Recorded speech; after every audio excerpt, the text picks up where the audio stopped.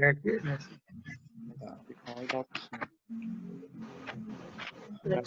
Então, irmãos, nós vamos lá para o princípio, né?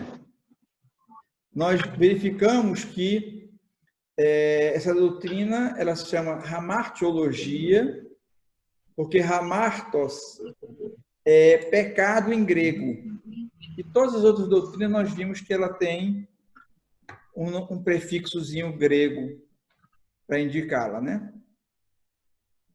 E ela trata fundamentalmente dessas questões: quando teve origem o mal, onde, como, qual a relação de Deus Santo com o pecado. E tem muita dificuldade essa doutrina, mas a Bíblia ela tem resposta para muitas dessas questões. Outras, a nossa curiosidade, às vezes, vai além disto. Mas não é momento para a gente ter curiosidade, não. O interessante é que a gente saiba coisas fundamentais dela, para que a gente consiga ter um discernimento maior no momento que nós estamos vivendo. Essa doutrina tem sido muito negligenciada.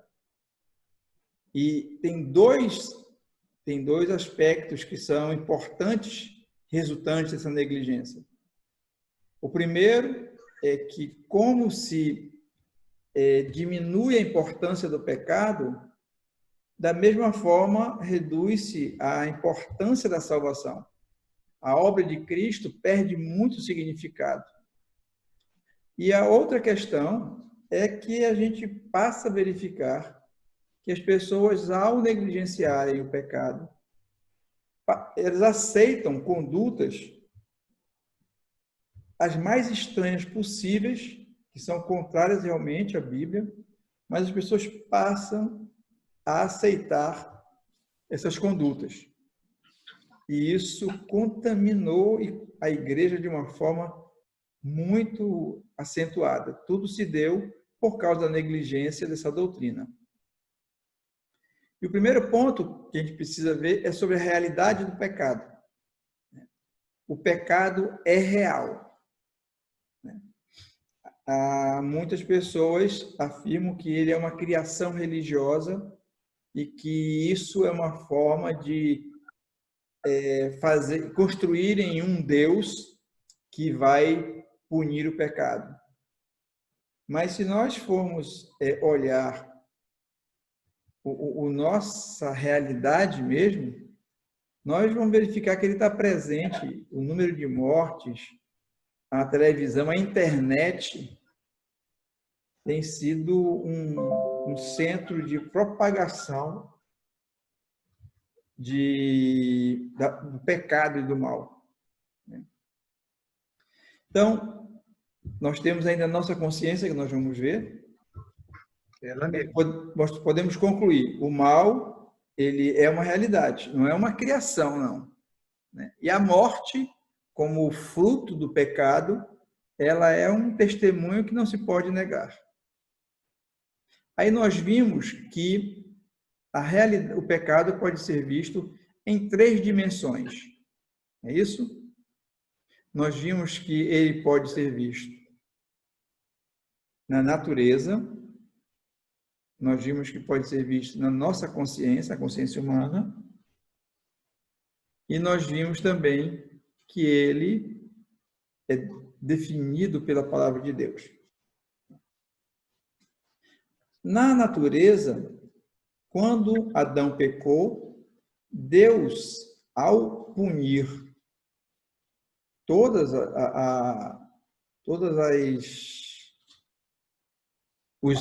os envolvidos, ele também disse: maldita é a terra por tua causa. Ele diz: ela, a terra, produzirá também cardos e abrolhos. A natureza, ela não expressa como ela existiu originalmente. O pecado o abateu e hoje nós temos mostras disso. Cada vez mais é necessário se adicionar implemento agrícola, queimar a terra cada vez mais, o homem verifica que a natureza tem produzido menos e ele tem artificialmente tentado tirar a natureza da maldição que é sobre ela. O homem luta muito para fugir desta punição que Deus estabeleceu. Ele quer vida eterna, ele quer várias coisas a respeito de desfazer do pecado que está. E nós vimos tanto em Gênesis quanto em Romanos 8, que diz que a natureza, a própria criação, será redimida do cativeiro, e diz que ela, a natureza, geme, eu não grifei da vez passada, ela geme aqui, né? Até agora. Isso aqui era para ser amarelo. Tá. Então, a gente sabe que a natureza também foi condenada e ela sofreu a penalidade do primeiro pecado. Outra é a consciência humana. Nós verificamos que o primeiro homem, parido, ele matou seu irmão e vimos que ele foi incapaz de resistir aos desejos dele. Ele, aqui eu digo que ele desgostou-se, planejou, matou seu irmão e em sua defesa mentiu. Então, a consciência humana, ela própria trama o mal e ela própria se dispõe ao mal. E aqui nós vemos o reconhecimento disto ao longo da história por várias pessoas. Eu falei sobre Caim e Lameque, aqui não está o exemplo de Lameque. Eu falei a respeito de Faraó, né? Faraó. E também de Davi. Davi reconhece que pecou.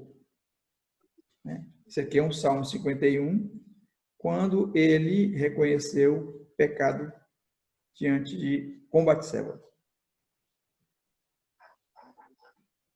E eu comentei que Lutero evidencia o pecado que habita nele quando ele vai e afirma que tem mais medo do próprio coração do que das autoridades católicas.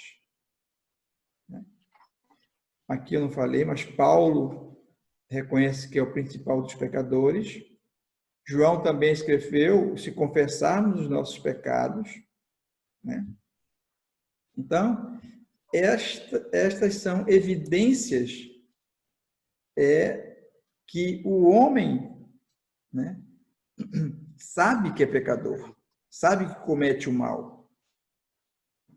E nós vimos também que Deus acusa o homem de ser pecador.